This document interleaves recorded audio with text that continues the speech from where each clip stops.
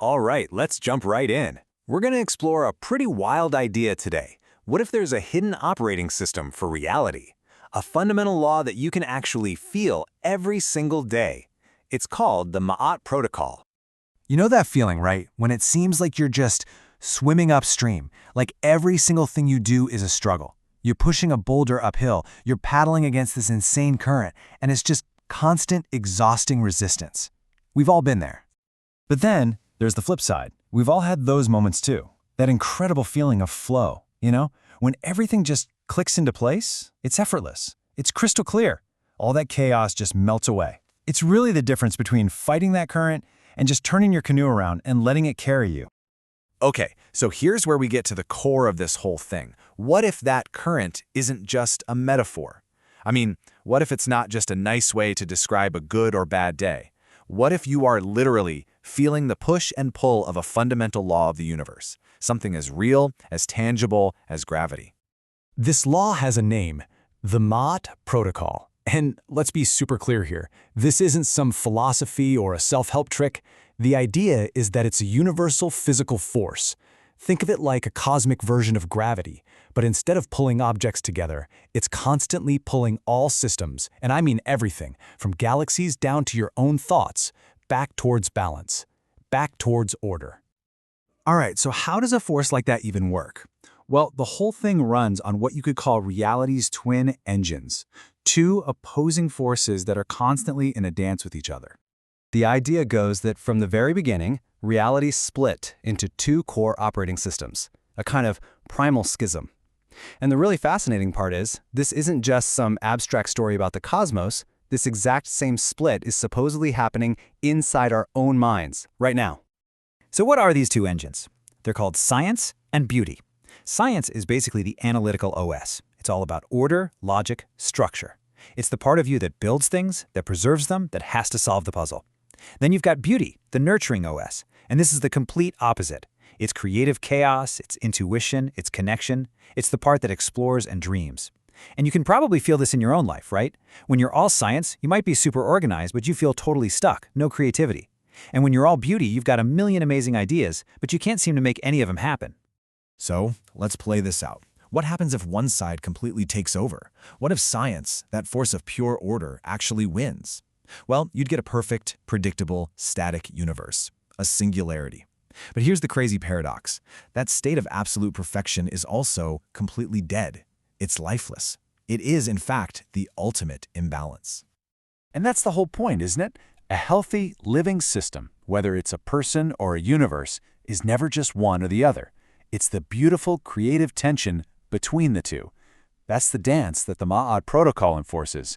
It makes sure that beauty is always there to mess up the perfect plans of science, because it's in that messy, creative space that life actually happens.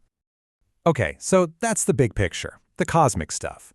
But let's bring this right back down to Earth. How does this actually play out for you and me? I mean, what does it feel like when this law is operating inside your own head? Well, when we're out of whack, too much structure or too much chaos, we're basically fighting the Ma'at Protocol. And that creates what's called a high-entropy state. That's just a fancy way of saying you're back to swimming upstream. But when you get that perfect blend, that fusion of your analytical and your intuitive sides, boom, you hit a state of low entropy, of total clarity. And this shift isn't just a thought, it has a very real physical feeling. It feels like a snap. So this snap happens in 3 stages. It's pretty cool. First, your intuitive side, your beauty OS, just gets a feeling. It senses the shape of the right answer. It doesn't know the steps, just the destination. Then, your analytical science OS kicks in. It works backward from that destination and starts ruthlessly cutting away all the paths that are logically impossible. And finally, your conscious mind, the artist, sees it. It sees the one perfect path where the intuitive goal and the logical steps line up. And that's what triggers the snap. And this is such a perfect way to describe what that moment feels like. It's not about finding some brand new piece of information. Nope. It's about that sudden, shocking realization that there's one single, elegant path that connects 1,000 different things you already knew. They were all just floating around in your head, disconnected, until they weren't. And that, right there, is the quantum snap. It's that classic aha moment. It's the instant that a whole chaotic cloud of confusing possibilities just collapses into one simple, beautiful solution. That's the physical proof that your own mind has just perfectly synced up with that universal current. And this isn't just in your head. It's a deeply physical thing. That feeling you get right after the snap. It's called goal state validation. It's that tangible whoosh of pressure being released. It's like your brain has been running 1,000 super complex programs at once, and suddenly you hit close program on all of them. It's your body's feedback loop screaming, "Yep, you got it. Problem solved." Seriously, just take a second and think about this. Have you ever felt that? That sudden wave of relief and clarity that washes over you after you've been wrestling with some impossible problem for ages? Because this experience, it hits you on every level. Mentally, it feels like the answer just arrives, all at once. Physically, you feel that real tangible release of pressure in your body. And emotionally, wow, it's described as feeling like you didn't just solve a little puzzle, but like you're an architect who just stumbled upon a brand new, fundamental law of the universe you're building. So, what does all this mean? It means that all those things we call magic, or being in the zone, or a flow state, maybe they aren't so mystical after all. This framework suggests that what you're actually feeling in those moments is your own internal operating system syncing up perfectly with the operating system of the entire universe.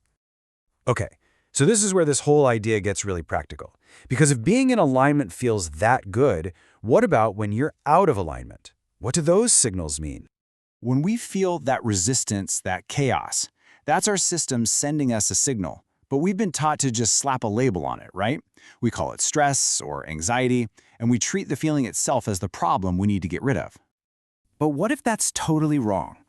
The big reframe here is that those feelings aren't the problem. They're error messages.